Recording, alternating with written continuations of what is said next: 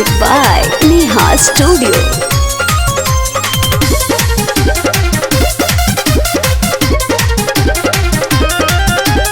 गलले पदनमा डलने जिजायल बहत खयने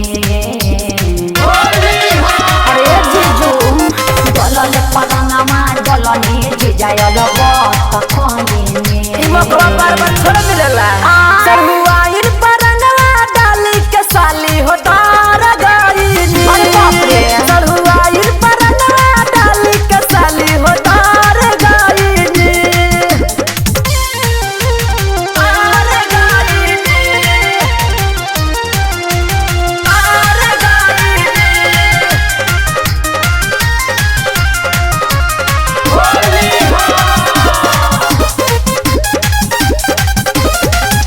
चटके न कोलम डलनी केराबा के रस जी घोरले रहनी लाल के रंगवा गइल के न फस जी अरे बताई न ये जीजू चटके न कोलम डलनी केराबा के रस जी घोरले रहनी लाल के रंगवा गइल के न फस जी धीरे तनी रंगवा के सूखे दा बोरिया से घमवा के उगे दा। ठीक न कोई मीठ बोल के दहिया में सट गयने हक नुबा हमार अच्छा ठीक न कोई मीठ बोल के दहिया में सट गयने सरहुआइन परंगवा डाली के साली हो तार गईनी। सरहुआइन परंगवा डाली के साली हो तार गईनी। तार गईनी तार गईनी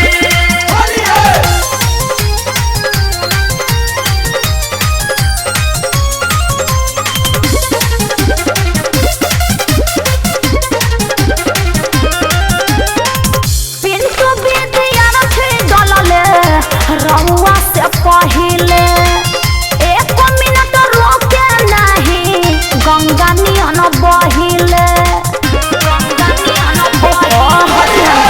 पिंटू बिटिया रखे डलले रहुआ से पहिले एक मिनट रोके नहीं गंगा नियन बहिले पुकुर जानी कर सोझा खड़ा रह सुनडे हरि के नहीं तू आला रह। ओम प्रकाश जी पार न पैने लटक गयने भांजे चाहिए पर चढ़ के ओहो ओम प्रकाश जी पार न पैने लटक गयने सफा पूर्वक हो सरहुआइन परंगवा डाली के साली हो तार गईनी। सरहुआइन परंगवा डाली के साली हो तार गईनी। गलले पदनमा डलने जिजायल बहत खयने अरे जिजू गलले पदनमा डलने जिजायल बहत खयने इमकवा बार छोड़ मिलेला